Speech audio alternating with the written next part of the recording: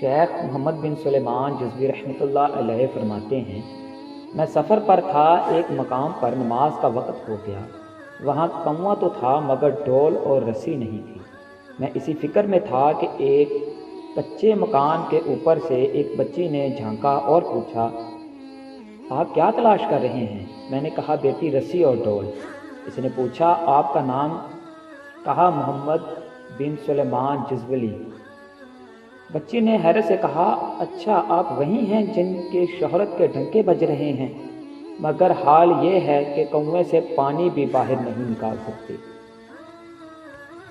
یہ کہہ کر اس نے کنویں میں تھونک دیا۔ کمال ہو گیا، آنن فانن پانی اوپر آ گیا۔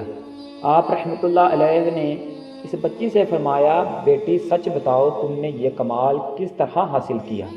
کہنے لگی، میں بکثرت درود پاک پڑھتی ہوں، اس کی برکت سے یہ کرم ہوا ہے۔